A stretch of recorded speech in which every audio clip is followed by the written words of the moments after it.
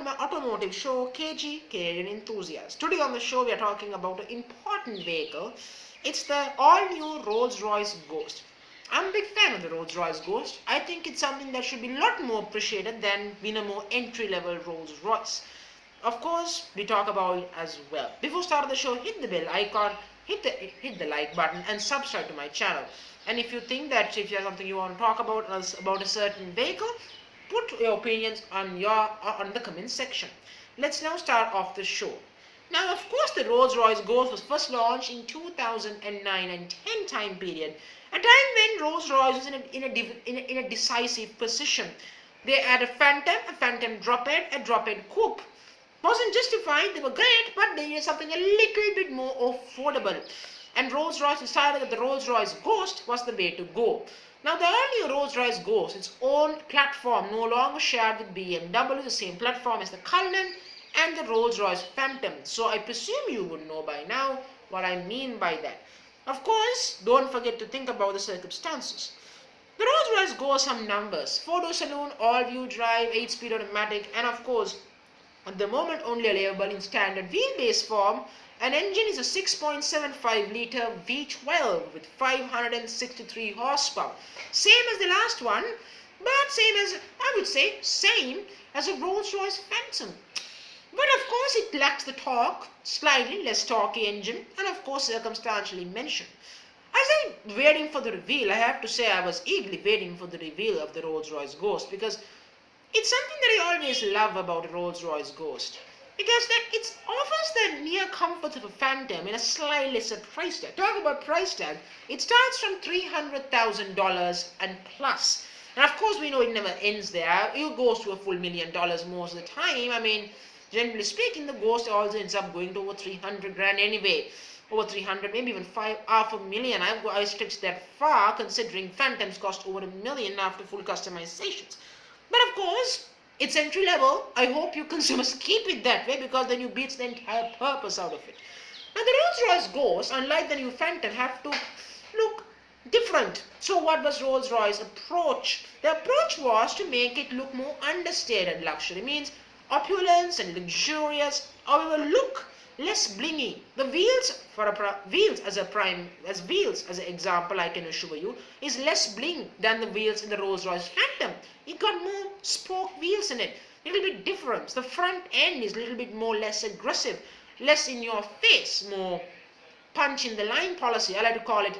It's more like, let me say, classier, like the Rolls Royces of the old.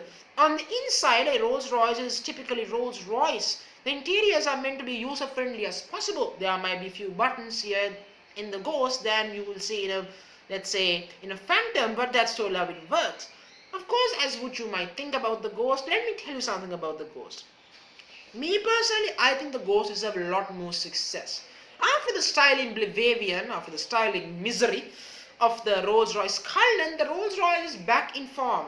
Now they got two pretty looking vehicles. They got the Ghost and the Phantom, and of course the Wraith and the Dawn.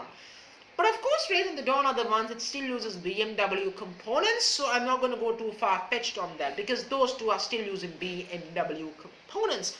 Now many people stated that the Rolls-Royce need to make an evolution out of it and make it more smaller Phantom, but some people opposed and said the existing Ghost looks pretty and nice. It doesn't need to make anything different around it.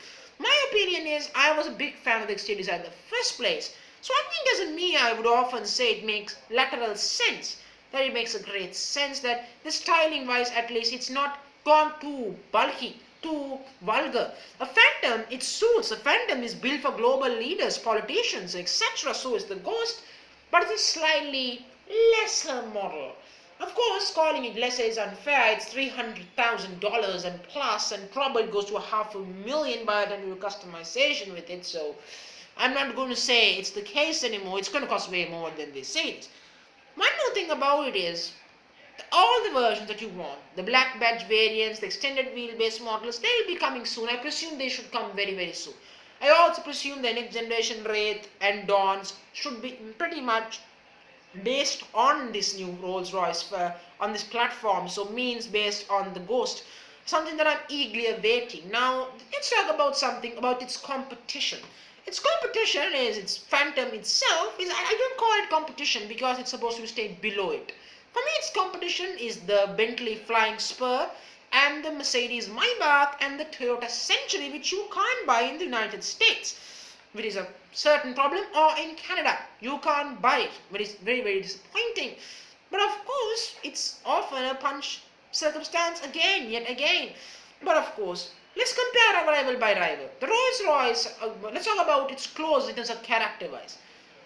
The Toyota Century. The Toyota Century is built for comfort. It's not built to be driven yourself. It's historical values by Japanese royalty for years. The Century uses a 5-liter V8 electrified motor electrification, making 439 horsepower. And translators claim it could cost around $180,000, which is by far cheaper than the Ghost, which is over $300,000 to start off with. However, the Toyota Century has three negatives I would argue against the Phantom. First, you can't buy it, and secondly, it's not quite there in Rolls Royce territory. I guess it's there, just a fell short. Standards are too high in the world of ultra-luxury vehicles. Even the tiniest error can set you off. Then, of course, the next problem, lack of a V12. The old Century had one, but it was too slow. Third thing, I guess the front interior in the Century is less cared, unlike in the Ghost, which might be a bit of a problem as they focus heavily on the backseat where the client curve for the Century is. But the positives, I would say it's cheaper, it's probably more reliable, and of course I would urge it makes sense. But end of the day, you can't match the Ghost. The Maybach, of course, another German driver, it's been interesting. It's a bit of a middle turn. I mean, at the moment, you can buy a Mercedes Maybach, but you have to wait until next 2 years. I think wait, because the next generation one, the model is to really have, as the current models are going away soon for the next generation S-Class Mercedes that's coming within the next few hours, should be launching very soon. Within the next few days or so, it should be coming, I presume to say. But of course, the Maybach has also have 3 positives and 3 cons against the Ghost. I must say the positives. It has more horsepower than the Ghost in terms of V12 power with 621 horsepower, especially in the Mercedes Maybach is 650. And it is probably larger in wheelbase. I beg to differ if you buy the Pullman variant. And the third thing, it's a Maybach, so it's German. You might get a more modern anticipation around it. But the cons. First, it looks too much like a normal S-Class. Secondly, it lacks the craftsmanship, I think, of a Rolls Royce or a Bentley. There are different price brackets as well. For me personally speaking, I think it's not quite there. Second issue, I would argue, is the price. Second thing is the reputation around Maybach. The Maybach was known for being the failure for Mercedes, and I don't think you want to be around failure. That's another issue Mercedes have dealt on Maybach, and a Maybach GLA doesn't occupy well to help the Maybach's reputation. Of course, that's a big problem for me and for many ultra-luxury consumers. And of course, the third thing, it's about the unique ability, and it's a problem. The third thing, exclusivity, the exclusive and the rarity about it, because Maybachs tend to sell a lot more than Rolls Royces, some markets, which could hurt its circumstances, which could hurt its point, and it's something I think you can ignore. But I can tell you in short, the Rolls Royce is way above the Maybach. Now, of course, the Flying Spur, its closest rival, it's controversial. Some people claim the Flying Spur is a Bentley Mulsanne, literally, now, since the Mulsanne is gone. And I might say, not quite. The Mulsanne is a Mulsanne, the Flying Spur can never be a Mulsanne, and the Flying Spur is never good enough to be the Bentley's flagship. It's too sporty. And I stand this day, and I stand there, because it looks too sporty, and what they done, they made the Flying Spur sporty. And of course, I would beg to differ that the W12 engine is German. So in terms of heritage-wise, I beg to ask the question, really, it doesn't make sense Bentley. But the Flying Spur is truly excellent. I mean, there's no questions about how good it is. I mean, there's no questions about it. I truly love it. I mean, there's no questions about it. I mean, significantly speaking, I got nothing against the Flying Spur. It's not good as a Ghost. The Ghost is a proper authentic vehicle compared to the Bentley, where it got its own platform compared to Bentley shares with Porsche Panamera. For Pete's sake, certainly part. So I would say it's above all 3 of them, and I'm going to say it's above. So My verdict is out of 5 stars, I would give the Ghost 4.5. I won't give the 5, the extra half, because then it makes it even with the Phantom. So that's my review of the Ghost. So, well, thank you for joining me on the show today. On the show, we talk about many more things on the upcoming episodes. Hit the like button and subscribe to my channel. Hit the bell icon and tell me if I'm wrong about the Ghost in the comment section and about its rivals. Will you prefer a Mulsanne? Sorry, will you prefer a Flying Spur, or will you prefer anything else? Do tell me in the comment section. Thank you very much.